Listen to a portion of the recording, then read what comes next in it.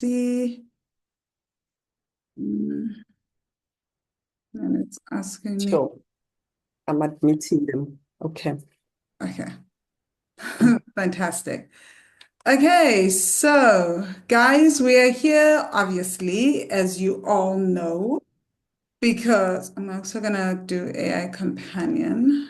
Let me see how this works. Okay, so we're obviously here because we are trying to get our money back from Umziwetu.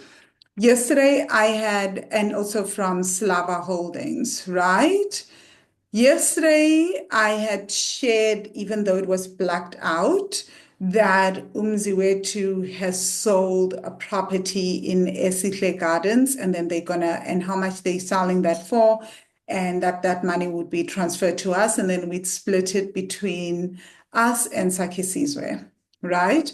But obviously, Umziwetu owes this stock file, the Property Magician stock file, and to the tune of 2.2 million, and that's without the interest even.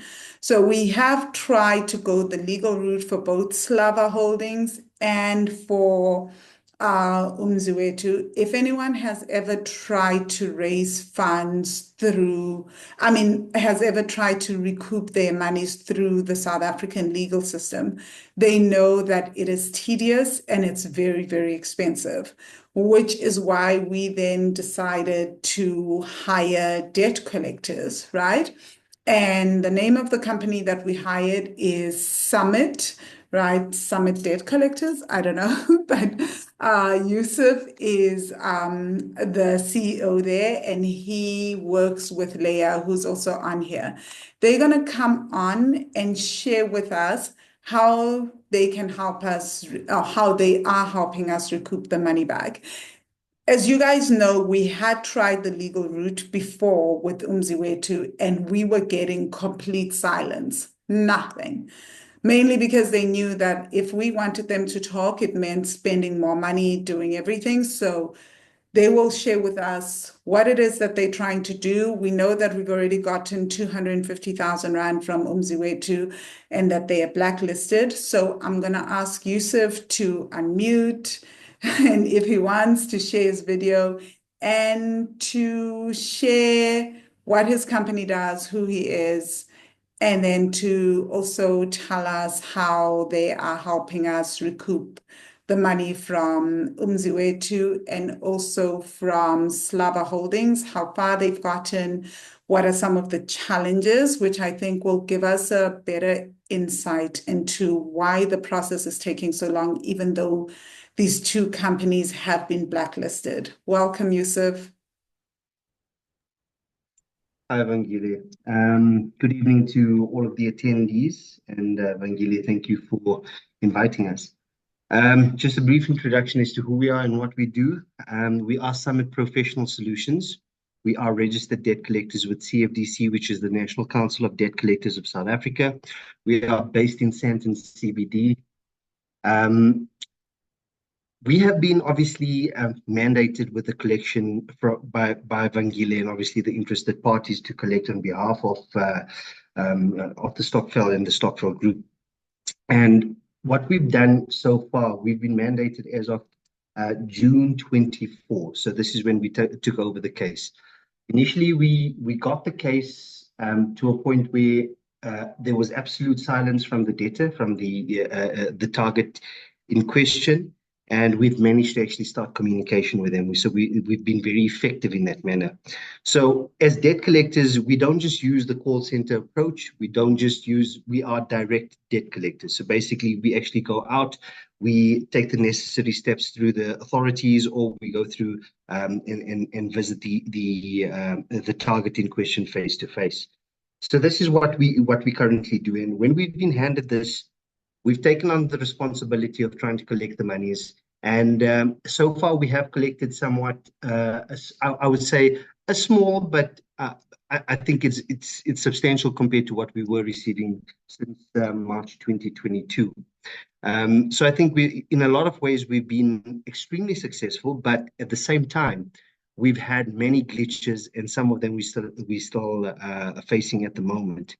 So I'd like to take this opportunity to obviously discuss where we are, and address any queries or concerns from the attendees tonight, and see how far we can get in terms of understanding the situation, understanding the rights, the obligations as to who we are, and what we can do to try and retrieve our monies back from them.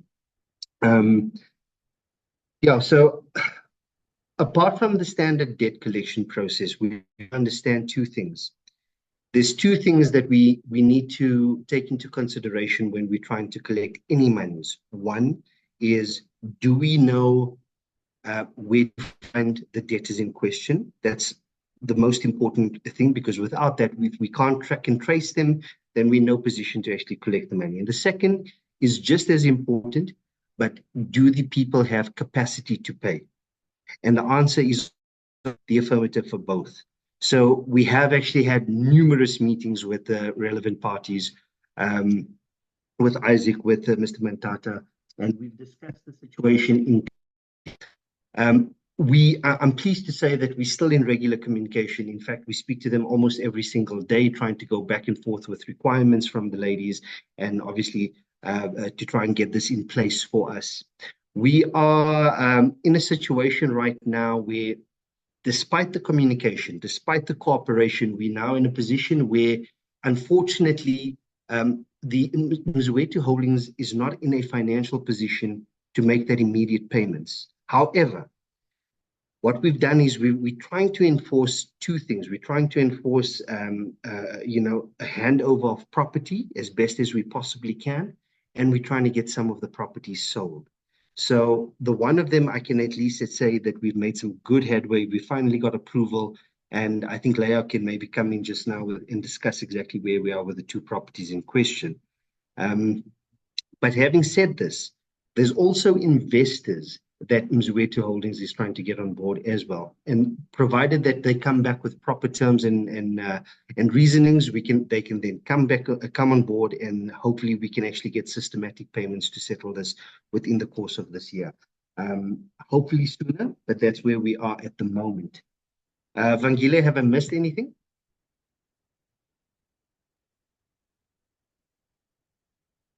I just realized I'd muted myself. No, not at all. Can you just tell us what the purpose of the blacklisting is and why it took so long to blacklist? Because I think a lot of people were wondering why we didn't jump straight into blacklisting Mzwethu. Why was it quicker for us to blacklist Slava Holdings than Mzwethu?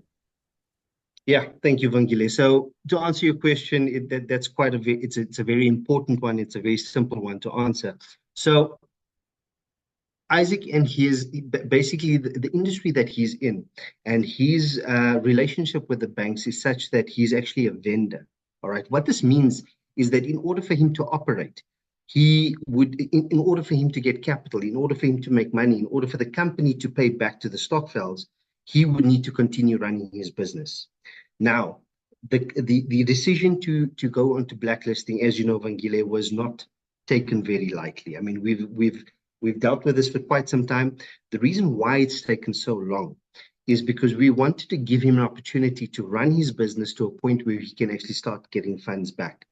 And if we had, from a legal perspective, default listed him on the various credit bureaus in South Africa, this would have, and to a point right now, has actually stunted his development progress, has stunted his relationships with the bank. This is unfortunately not the best thing for us. However, we found it necessary to finally take this step so they could understand the gravity and the seriousness of the matter. So to answer the question very plainly, we took so long because we wanted to give them an opportunity to continue running their business without having any creditors or business partners or investors who's willing to jump onto their bandwagon. We didn't want to make them look unfavorable. Now that we are here, we have blacklisted them, and I can tell you they understand exactly where they are. We are more than willing to actually remove this blacklisting so that they can go ahead with normal business normal business protocol. However, we will only do this, as discussed with Vangile and Slindile, that we will only do this if they come back to us with a proper proposal, number one, but most importantly, make those first two payments. If those payments come in, or at least the transfers of the property goes through, then I think we'll be open or more amenable to actually discuss the lifting of that blacklisting. I hope that answers your question. It does, Yusuf. So can you also just explain the process? Why are we taking property? They could pay the 250,000, but why do we now need to take a property, this one that's being sold with Esihle Gardens? And then maybe you can also explain to us about the other one, I think in Roodepoort, what some of the challenges are with that, and how we're planning to maneuver that, so people have a better understanding hearing it from you. Sure. So the answer to the first part of the question, I think I'll handle from the legality side of it. However, when it comes to the actual technical aspects of the two properties in question, I'll get Leah to jump in on and discuss that in detail. But the reason why we're actually looking at taking properties, I'd have to just take us back a step in. Remember when I discussed there's two things that we look at. One is the geographical location of the debtor in question. The second would be their capacity to pay. Right now, they don't have capacity from a liquidity point of view. That means they don't have liquid cash in order to settle us. All right. In good faith, when we started the process, I managed to get them to pay a certain amount of money in, which is obviously which has been done. However, that was about probably the last amount of liquid capital that they could actually establish at the time for this particular problem or concern. So when there is no capital, if you have to appoint an attorney and you have to go through the court process, the idea behind any court process is to either do two things. One is to attach a person's bank account, or rather, obviously, attach their income. And the second is to attach any assets or properties which they own. In this case, without going through the court, we've actually managed to get them to commit to the properties rather than just go silent completely and not get anything. So what we're saying is, plan A was obviously to get the capital back into the Stokvel members' hands. However, because that is not right now something that we can achieve, the best thing to do is to actually get the properties in question, the two properties that we've discussed, either transferred onto the Stokvel's name from a juristic perspective, and secondly, to actually get one of the properties sold so that we can get the cash from it. So that portion of the one property is going to be transferred. Once the transfer goes through, then we will have capital in regards to that. Leah, I'm going to ask you now if you could just quickly come in. What I need you to do is just advise the attendees where we are on the two properties. Let's start off with the Secunda property, because I think that's probably the closer one, the low-hanging fruit, and then we can obviously discuss the Roodepoort property and the hurdles we're facing there, as well as the direction we can take in terms of going forward. Good afternoon, ladies and members. Okay, so I'm just going to jump straight into it, specifically regarding, we'll start with the sale of the property in Secunda. So we have had to do quite a bit of legwork in regards to bond origination and actually somebody to fund the bond for the house. The property itself is being purchased by a Sasol employee. All right. So during December, we had clearance certificates applied for and accepted from municipality, but there was a problem with getting the funding released by FNB. Good news is this has now been done. So the bond has been approved. But what it has done is it kind of put a little bit of a delay on the transfer. Sasol has requested to use their own attorneys to handle the actual transfer.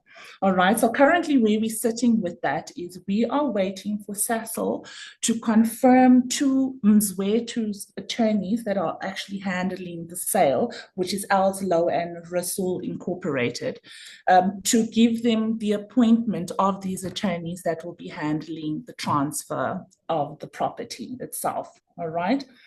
So there was a little bit of a hiccup in the form of the clearance figures from the municipality, because obviously last year we applied for the clearance from the municipality, and that clearance certificate unfortunately expired. We have already reapplied to the municipality for the clearance certificate, and we should be getting feedback from Mercia, which is the attorney on Mzwethu's side, which I am in communication on a daily basis, just trying to ensure that we are abreast of exactly when these funds are going to be cleared and obviously paid over to Stokvel members. All right. So in accordance with that, what I was advised by Mercia is that she will have something solid back for us in 2 weeks in regards to who the transferring attorneys will be on Sasol's side, etc. Obviously, they then need to apply once again and get the clearance certificate in and pay the municipality. And I'm sure you'll know what that process is. But so far, so good. Bond is approved. We just now have to wait the administration of getting the bond transferred to the Sasol employee and getting the funds paid into the Stokvel members' bank accounts. All right, so that's the one. Coming back to the Roodepoort property. So what's currently happening with the Roodepoort property is obviously being put on the market. All right, so it has currently been put on the market, but what we have actually requested from Mzwethu is the statement of account for the bond, because obviously there is still an outstanding amount that is owed on the bank bond for the property. So the property in Florida Hills, Roodepoort, is currently on the market for 2.3 million. And what we have been advised is that the deficit is plus minus 1.2 that is still owed on the property by Mzwethu to the bank. Are you all still following me? Yes, we are. Okay. Perfect. So what we're trying to do. Sorry, Leah, I was going to say, you guys can type in the chat if you have questions or anything. So, or if you hear her asking questions. 100%. We're definitely open to questions so that we can clarify and everybody's minds can be at ease and on the same page. So quickly going back to our Roodepoort property, we haven't got a positive buyer in line yet. And I do know that this is something that you ladies are a little bit wary about. And Vangile, you did mention that you wanted to have some sort of control over the sale of the property corresponding, to just have more control over it. So what we're currently doing is I have brought that to Mzwethu's attention, and they said they have no problem with it. But I'm thinking that it might be a spanner in the works because of this property still being bonded, you know. So how do we technically change the ownership through to the Stokvel if technically the property is not owned by Mzwethu, it's still bonded out? So that the Roodepoort property, we're keeping a very close eye on it until we get somebody that is definitely on board and is ready to purchase. And then obviously we'll get clarity on that. But right now we're trying our best to push the Secunda property so that we can start seeing funds coming in on your side as well. All right. I want to drift off. And I need to actually drift off from Mzwethu because I want to actually speak to you all about Slava Holdings. When Slava Holdings was handed over to us, you were having problems with Leroy and Leroy's attorney that just used to pop up every 6 months with another excuse on why not to pay. So I had the same experience with Leroy when I first issued out the Section 129.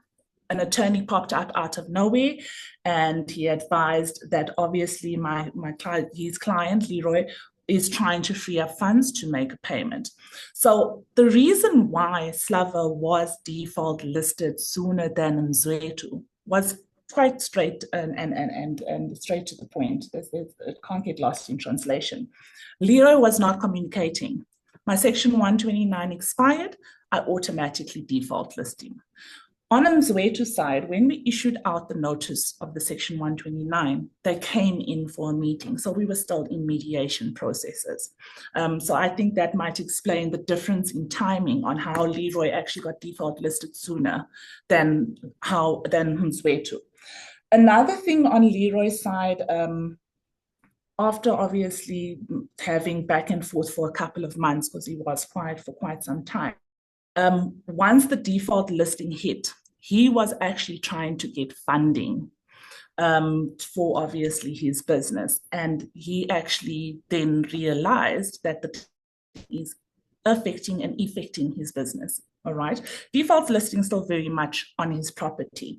But what he's done is he's actually started a new position late last year, where he's still doing the same sale of properties, etc. He's a property consultant. But his company is not getting an income. So he's getting an income from a job, in inverted commas. So he's employed by a third party now.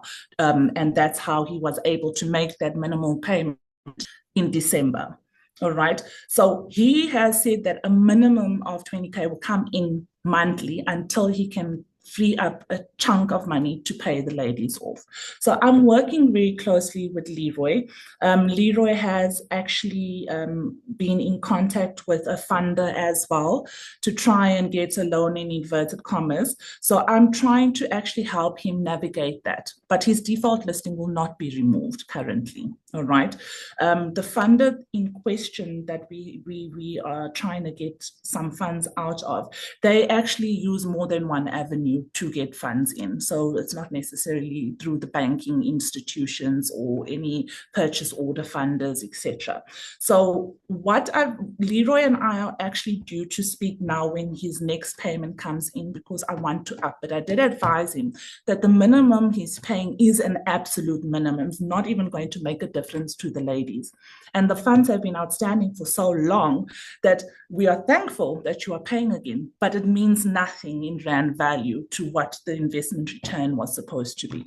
So that's where we're currently sitting with Leroy. I will pick up that conversation with Vangile after we actually do chat. I see Miranda has her hand up.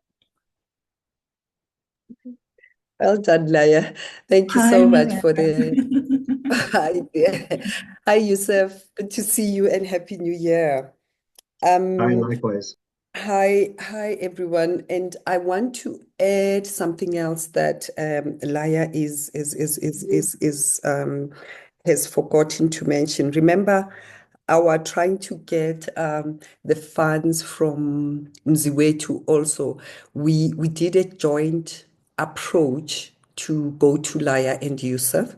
So we have got a gentleman's or ladies agreement between ourselves and Sakhi Sizwe that we will share the proceeds. You know, we got the initial 250,000. We're going to have a discussion on the next tranche. If a 250,000 comes in, it goes to Sakhi Sizwe, and then if there is above 1 million, then we share between, just so that both Stokvels get a taste of their money back. And it's a battle, guys. It's a battle that we are in. That's the one thing that I wanted to mention. The second one that Yusuf touched on, which is incredibly important. The minute we raised the blacklisting thing, that Mzwethu developers understood exactly what we are talking about. They drove to Joburg, they were in Yusuf's office. So we've been in several meetings with Slindile of Sakhi Sizwe and ourselves in the room. And I will tell you that Yusuf has seen a side of women that he had never seen. He is the gentleman and the mediator here. And thanks, Yusuf, for holding us down, because he would show us the reasonability of, if you institute blacklisting right now, then you are going to cut their legs off. And the minute they did a dishonest thing where they were not negotiating in good faith, Laya instituted Section 29, it was done. And it was like, okay, you promised one thing, you didn't deliver, done. We instituted the blacklisting, and hence they have got an institutional funder that's coming in. The institutional funder has also wanted to have a discussion with us, and we are refusing to be the front. We want Yusuf to be the front, to sit in front, so that he can negotiate on our behalf, so that they don't come and negotiate in bad faith again. So yeah, it's been behind the scenes, it's been a lot. But yeah, Vangile and Slindi attending these meetings, it's almost an every week attendance of these meetings. But that's where the money situation is. Getting our money, I think it is something that's gonna happen. But if it's going to happen in one big soup, we are not sure, but we've even accepted that it's fine. Whatever happens, let's get it even in small trips, but the commitment is to get those monies back. Yeah. That's my lot. Let me lower this hand. Thank you so much, Miranda. And I think I need to stress on how the importance of the legwork, as you mentioned, that has gone into these negotiations. I mean, I know when you ladies came through to us, you were under the impression that because you're ladies, you weren't being taken seriously by Mzwethu. And I do believe that, as Miranda mentioned, you all literally showed flames at Mzwethu. And I think that actually made them sit up and understand, not only business-wise, but just human morale and ethic, that this is something that needs to be sorted out. So yeah, we have done quite a bit in regards to mediating this whole process. And the most important thing is to keep emotions out of it, because once emotions come into play, then everybody has their guards up and we will not get anything done.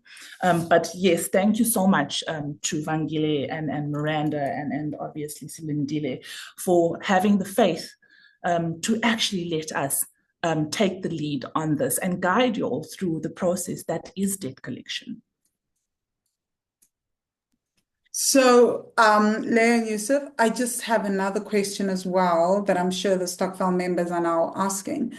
What are our options with the Roodepoort property, and how do we ensure, even with the Esihle Gardens property, that we do get our money, that they sell the property and they don't run away with the money once everything is sold?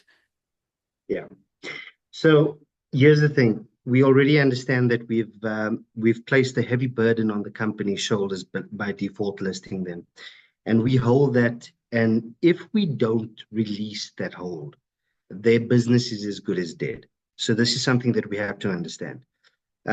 So I may be jumping the gun here a little bit, but I'm going to just explain to you the way forward after the properties. Let's say, for example, the Secunda property gets sold and the funds come in. My recommendation at that point is for us to actually reopen up negotiations with them. Okay. The idea behind why we're going to reopen this negotiation is so that we can actually remove the default listing. The second we do this, there are very interested investors on their side who's looking to come on board. However, the obstacle for them to join Mzwethu Holdings and to actually release them from sort of our clutches is to actually get a favorable proposal in towards those investors. And we can only do that based on the terms that we're going to look at once the first payment comes in. So basically, once that first payment comes in from the Secunda property, okay, we will then consider having that roundtable discussion with the interested parties. Hopefully, we can at that point remove the default listing and allow them to continue with normal business practice. This will allow the investors to come on board and obviously start releasing capital to us systematically and periodically. So I know that Miranda did actually say that we're trying to get it in drips and drabs, but I do need to quantify.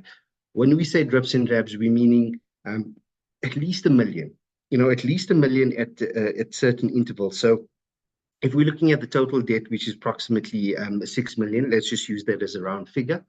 We're looking to at least get 6 payments within this year of R1 million each, if not sooner. Now, what we've done is right now understand that blacklisting is actually sort of our leg on his neck, our foot on his neck. Okay. We're only going to release that once we get the money from the first property. Now, to go through to your second question, what happens with the Roodepoort property? So remember that Roodepoort property is encumbered. Okay, there is equity on the property, which means that if we have to subtract the owing to the bank versus the retail value of the property, you're looking at 50%, 50%. Okay, so at least 50% of the market value of that property is still encumbered and it's still under a bond. So the best thing for us to do in this case is to wait for them to actually get the buyer on board for the Roodepoort property.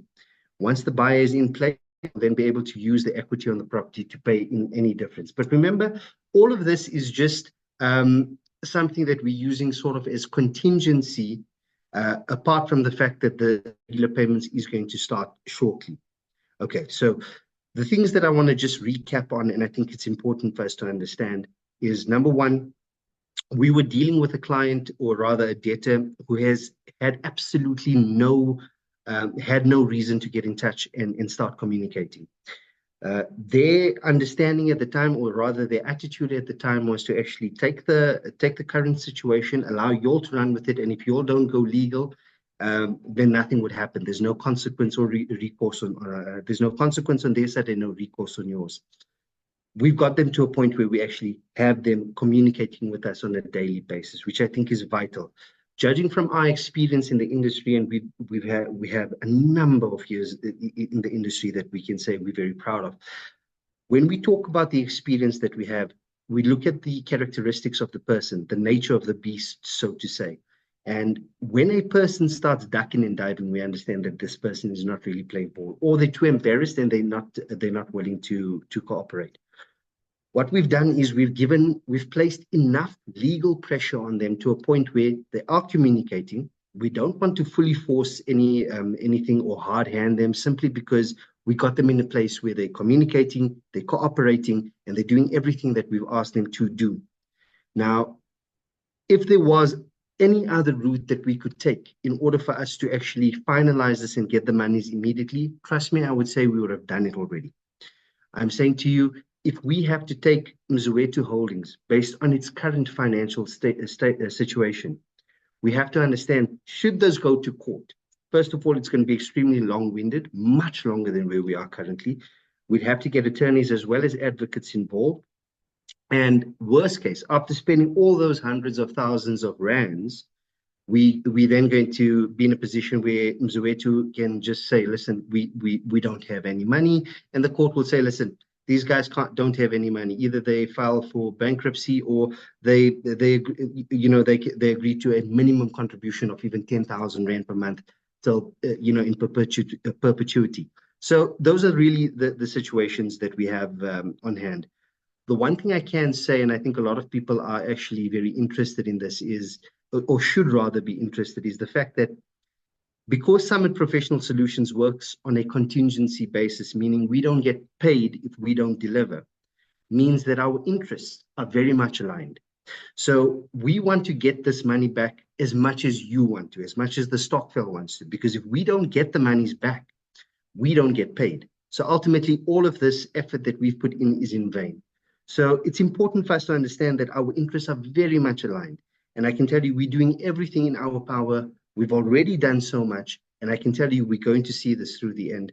I don't see at this point a reason as to why any of our efforts will fail. I think we're in a really, really good position, and I also do think that we're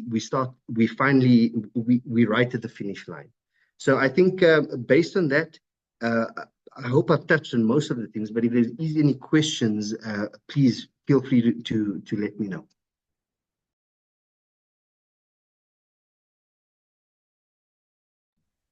Hi, Miza, go for it. Yeah, so Yusuf, there is something, there was a lot of discussion and hype when we spoke about the Roodepoort property and the listing of 2.3 to say, why don't we transfer? Why don't we do this? I want to say two things about that. Let's say we were able to transfer Roodepoort property to ourselves, it would be transferred to Property Magicians Pty Limited because the Stokvel itself, the Stokvel company is Property Magician Stokvel. It would be transferred to that, but that would mean we are transferring something that has got debt in it, and it's not necessarily what we are looking to do, and it's not something that we can do. There was a second question where asking if all our names would then be put on the title deed just to ensure that we own that property. The answer is not really.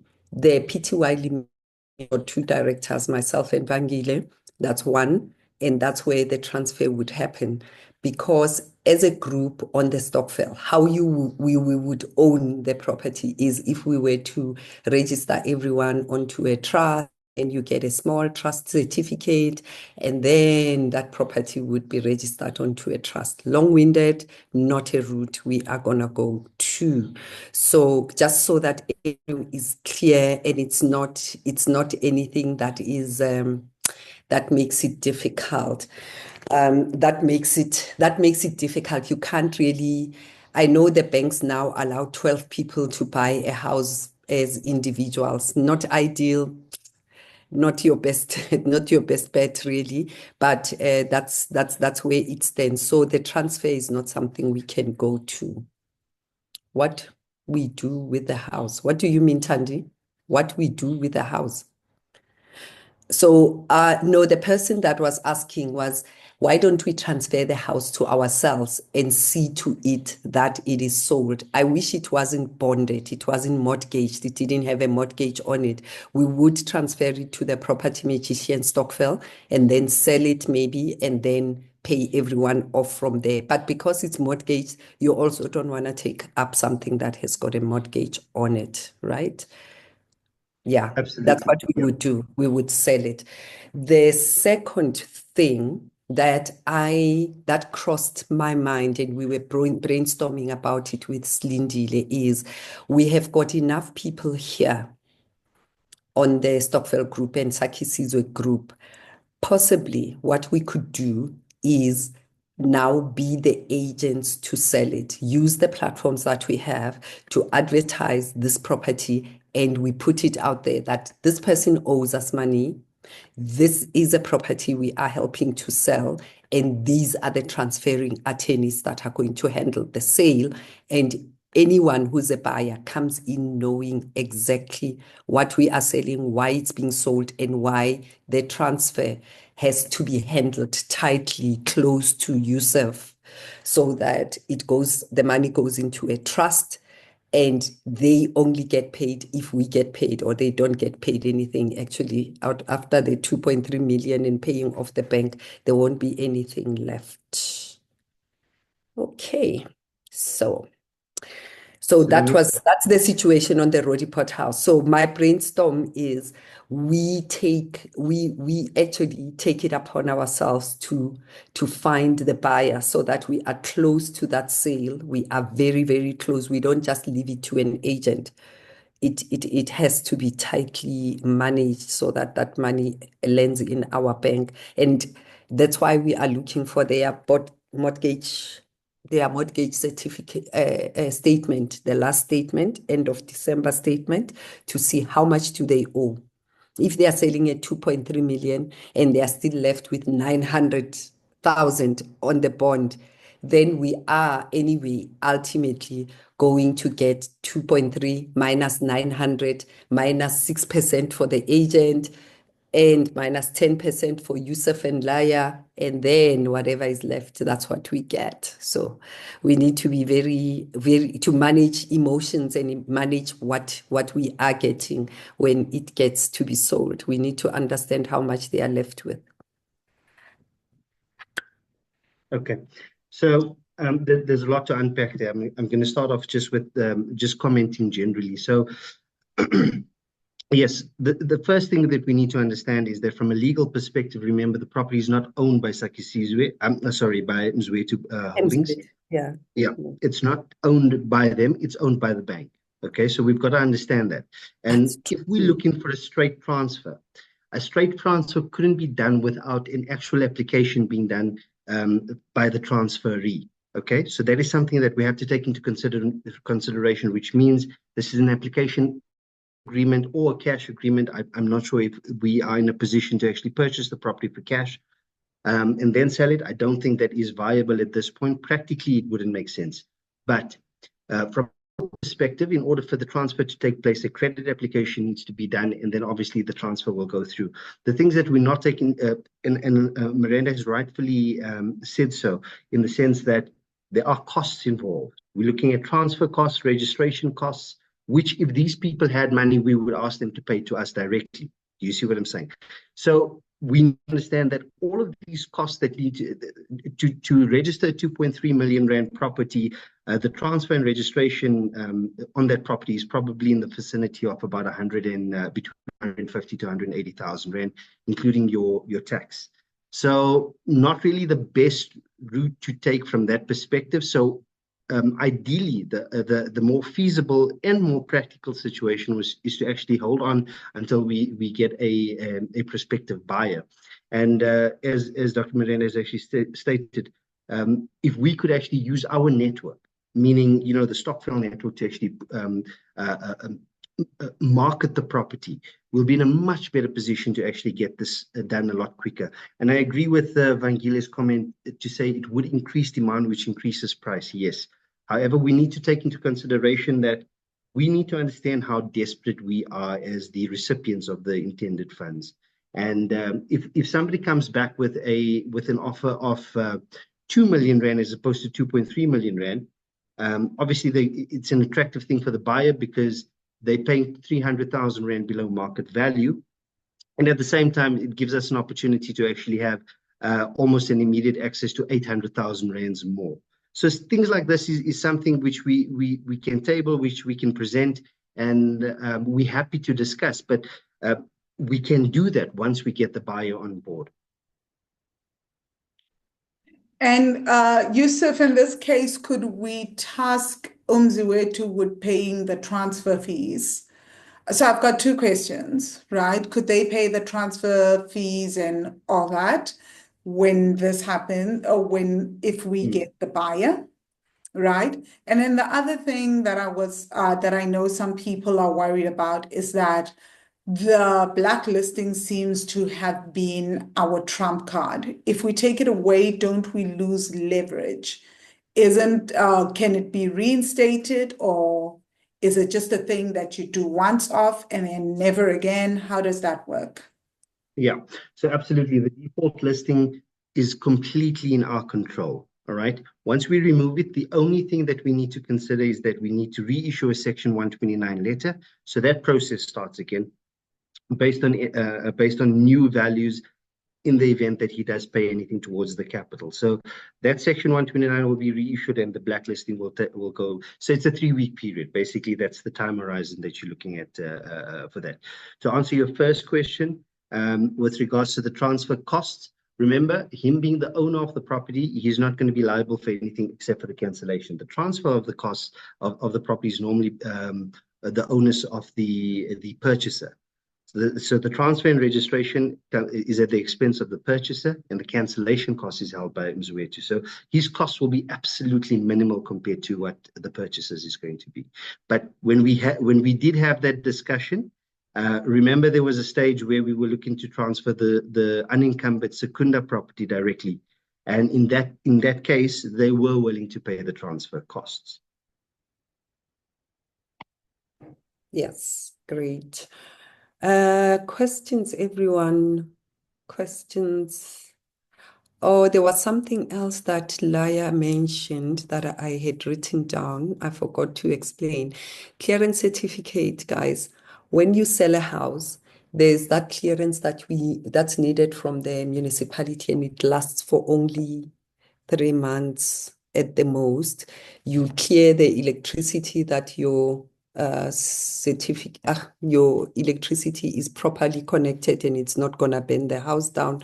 So the municipality gives you a stamped little form and a yellow form that you sell. So because this transfer has been delayed, the municipality has to issue another one, and Mzimba has had to possibly pay another electrician to come and give them a clearance again. So that's just in the normal process of buying and selling houses. There's something called a clearance certificate. Yeah. Just so that everyone is clear that we are doing. 100%. Miranda, if I could just step in. So we have confirmation from the attorney Mercia at Elslow that she's already applied for the clearance. So that is already in the works. That's amazing. Okay. On my end, I feel very vindicated with questions. I guess the last question that I would ask you, Leah, is how long does it usually take to get a response from the loan people that you're helping Leroy with? What can we expect if it's a yes, a no, or maybe what is it 6 weeks, 8 weeks? So just so we all know.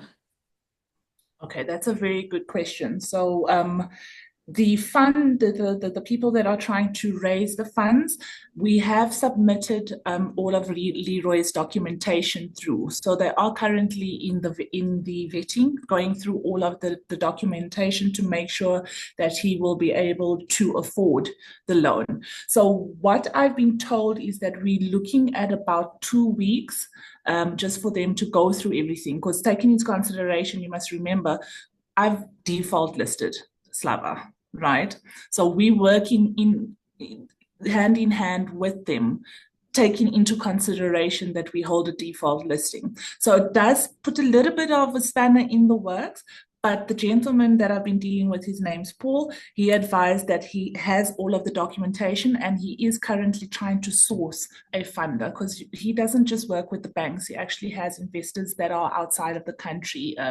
He works with, when it comes to banks, he works with all of your major banks, including Bidvest Bank. So there's a couple of avenues that he's looking at to gain the funding for Slava, but it won't be via the bank. So he advised that we will have some sort of direction in 2 weeks on whether it's approved or not. He's just trying to source the funds from alternate avenues, not just your normal financial institutes.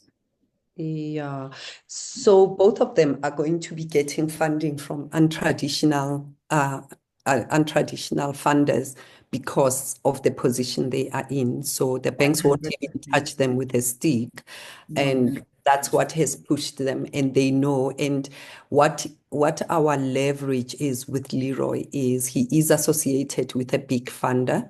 Yes. With TAF, and I think he has been tasked to sort this out because it does put them in a very, very bad light. So there is leverage on both sides, actually. It is leverage with that institution and the fact that we have instituted the Section 129. You are Thanks. 100% correct, Miranda. Definitely. Yeah. Okay, guys. Does anyone have any questions? Feel free to ask.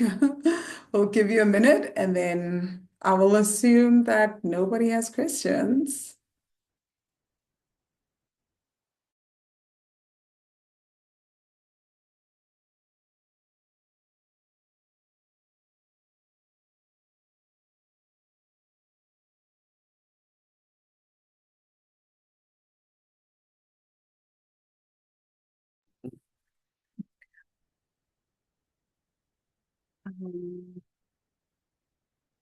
Okay. No questions. All right. What I can No maybe just question? suggest, what I could maybe suggest as well is if there isn't any questions now, but maybe you do think of something later, Vangile, please just send us an email with those questions. We'll be happy to address it and obviously outline, the way forward with any of those concerns.